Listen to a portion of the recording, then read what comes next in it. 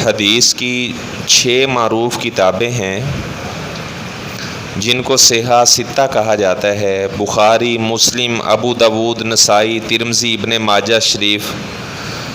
تو مسلم شریف کا جو مقدمہ ہے وہ بہت زیادہ اہمیت کا حامل ہے۔ کبھی اگر آپ کو وقت ملے تو مسلم شریف کا مقدمہ آپ ضرور پڑھیں۔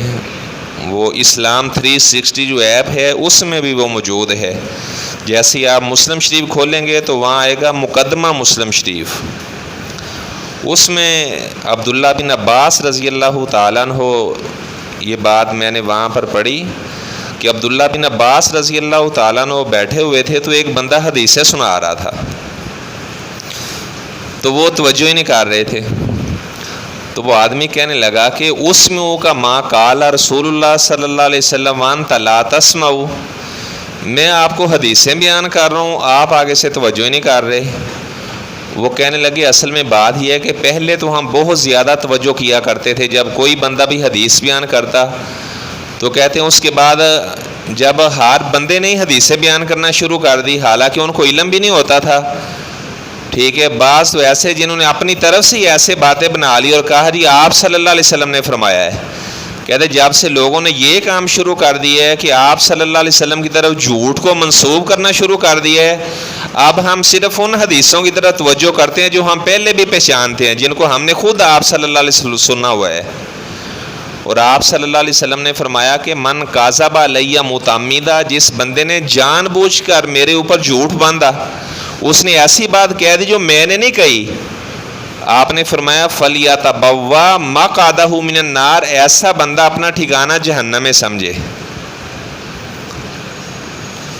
تو آپ صلی اللہ علیہ وسلم کے بارے میں کوئی ایسے ہی بات کہہ دینا جی آپ صلی اللہ علیہ وسلم کی حدیث ہے، پہلے اس کی تحقیق کرنی چاہیے۔ اگر آپ کو کوئی میسج آتا ہے، واٹس ایپ پر آتا ہے یا فیس بک کے اوپر پڑھتے ہیں، تو آپ تحقیق کر لیں کیا واقعتاً یہ حدیث موجود ہے یا ایسی حدیث نہیں ہے۔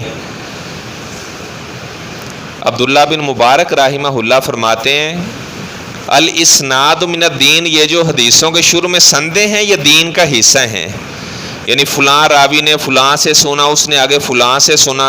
کہتے ہیں لولا الاسناد لقال من شاء ما شاء، اگر یہ سندوں والا سلسلہ نہ ہوتا تو ہر بندہ جس کا دل چاہتا دین میں نئی بات داخل کر دیتا، وہ کہہ دیتا جی آپ صلی اللہ علیہ وسلم نے یہ فرمایا ہے۔ اور یہ بھی اس میں مسلم شریف کے مقدمے میں لکھا ہوا ہے ان ھذا العلم دین، یہ جو آپ جمعہ وغیرہ پڑھنے کے لیے آتے ہیں یا کسی سے علم کی باتیں سنتے ہیں تو فرمایا کہ یہ دین ہے۔ فانظروا امن تاخذون دینکم، تو فرمایا کہ اچھی طرح سے دیکھ لیا کرو کہ آپ اپنا دین کس بندے سے لے رہے ہو۔ تو بہرحال میں بتا رہا تھا کہ اس کی بہت زیادہ اہمیت ہے۔ ایسے ہی بعض موضوع من گڑت روایات ہیں اور وہ جناب عوام کے اندر ایسی باتوں کو مشہور کر دیا گیا، جبکہ بڑی سخت وعید آپ صلی اللہ علیہ وسلم نے بیان کی اس طرح، اور آپ نے تو یہ بشارت بھی دے دی تھی۔ آپ نے فرمایا یکون فی آخری زمانی، آپ نے فرمایا قیامت کے قریب ایسے لوگ آئیں گے دجالون کذابون، فرمایا کہ وہ بڑے فراڈیے قسم کے ہوں گے، جھوٹے قسم کے لوگ ہوں گے۔ یاتونکم من الاحادیث ما لم تسمعوا انتم ولا آباؤکم، فرمایا کہ وہ تمہیں ایسی ایسی حدیثیں بیان کریں گے جو نہ تم نے سنی ہوں گی نہ تمہارے آباء و اجداد نے سنی ہوں گی۔ فإیاکم وإیاہم، فرمایا کہ ایسے لوگوں سے اپنے آپ کو بچا کے رکھنا۔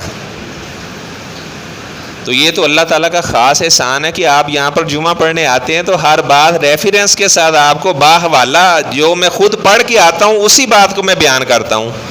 اور آپ صلی اللہ علیہ وسلم کا فرمان ہے کفا بالمرء کاذبا ان یحدث بکل ما سمع، آدمی کے جھوٹا ہونے کے لیے اتنا ہی کافی ہے کہ وہ سنی سنائی بات کہہ دے۔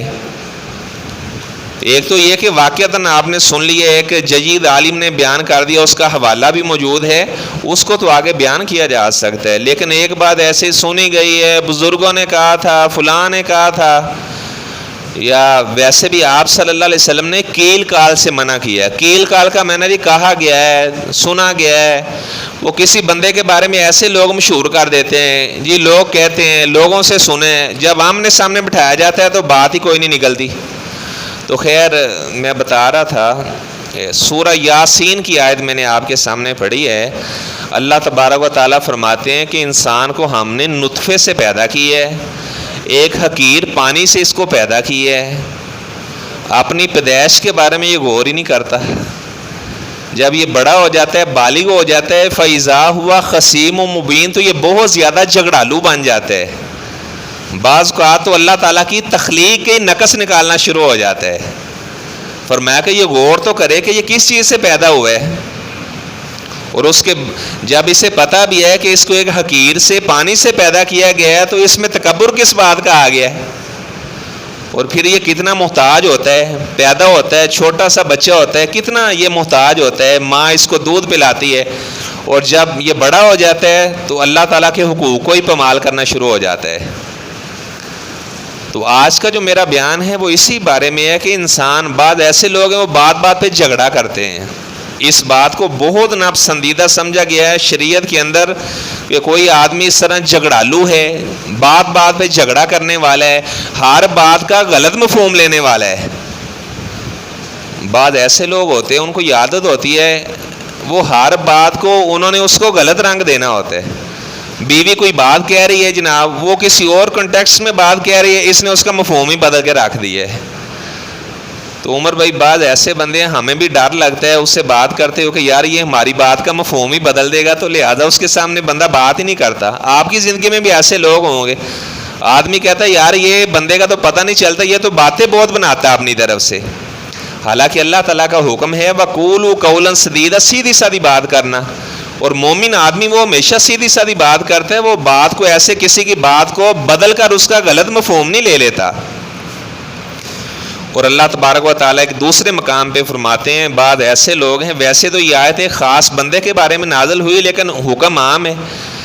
وَيُشْهِدُ اللَّهَ عَلَى مَا فِي قَلْبِهِ, اللہ تعالیٰ فرماتے ہیں بعض ایسے لوگ ہوتے ہیں وہ کہتے ہیں اللہ گواہ ہے, اللہ جانتا ہے, تسی تے جانتا ہی میں کتنا نیک بندہ ہاں, اللہ گواہ ہے. اور آگے اللہ تعالیٰ فرماتے ہیں وَهُوَ لَدُّ الْخِصَامِ, حالانکہ وہ بہت زیادہ جھگڑالو بندہ ہوتا ہے. وہ اللہ تعالیٰ کو لاکھ بھی گواہ بنا لے اپنی نیک نیستی کے اوپر, ایسا بندہ نیک نہیں ہو سکتا جو بات بات پہ جھگڑا کرنے والا ہے. اگر کسی آدمی کا رویہ ہم سے اچھا نہیں بھی ہے اس کے باوجود بھی ہم اس سے جھگڑا نہیں کریں گے. ام المومنین حضرت عائشہ صدیقہ رضی اللہ تعالیٰ عنہا ہماری ماں فرماتی ہیں 2210 حدیثیں حضرت عائشہ نے روایت کی ہیں. اور جب آپ صلی اللہ علیہ وسلم سے نکاح ہوا تو چھوٹی سی عمر تھی, شوال کے مہینے میں آپ نے ان سے نکاح کیا. اور حضرت عائشہ رضی اللہ تعالیٰ عنہ فرمایا کرتی تھی کہ لوگ شوال کے مہینے میں نکاح نہیں کیا کرتے تھے. وہ کہتے تھے کہ شوال کا مہینہ بڑا نحوست والا مہینہ ہوتا ہے. کہتی ہیں کہ آپ صلی اللہ علیہ وسلم نے جان بوجھ کر اس رسم کو ختم کرنے کے لیے آپ نے میرے ساتھ نکاح شوال کے مہینے میں کیا ہے. اور فرماتی ہیں کہ مجھ سے بڑھ کر آپ صلی اللہ علیہ وسلم کے ہاں زیادہ عزت والا کون تھا. آپ صلی اللہ علیہ وسلم تمام عورتوں سے زیادہ, سب سے زیادہ آپ صلی اللہ علیہ وسلم کی محبت میرے ساتھ تھی. تو یہ ایسے ہی لوگ رسمیں بنا لیتے ہیں, فلاں مہینے میں ایسے نہیں کرنا چاہیے, فلاں میں ایسے نہیں کرنا چاہیے. تو یہ عرب کے اندر بھی یہ رسم چلی آ رہی تھی.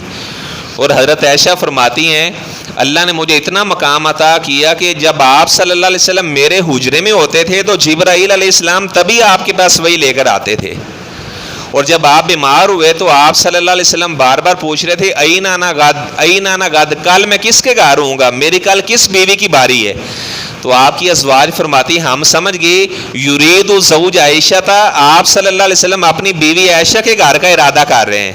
تو ہم نے کہا اللہ کے رسول صلی اللہ علیہ وسلم اگر آپ کی خواہش ہے کہ آپ حجرہ ایسا صدیقہ میں منتقل ہونا چاہتے ہیں تو ہم خوشی سے آپ کو اجازت دیتی ہیں. تو آپ صلی اللہ علیہ وسلم اپنے آخری ایام حجرہ عائشہ صدیقہ رضی اللہ تعالیٰ عنہا کے میں ہی آپ نے بسر کیے. جب حضرت عائشہ رضی اللہ تعالیٰ عنہ بیمار ہوئی تو ان کے بھانجے نے پوچھا اماں جی جب آپ وفات پا جائیں تو آپ کا جنازہ کون پڑھائے.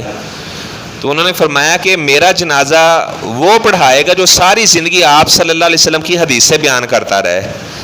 ان کا عبداللہ بن عمر بھی ناز فرمانے لگے نہیں حضرت ابو ہریرہ میرا جنازہ پڑھائیں گے. لوگ حضرت ابو ہریرہ کو کہتے تھے ابو ہریرہ آپ کو بڑی حدیثیں یاد ہیں.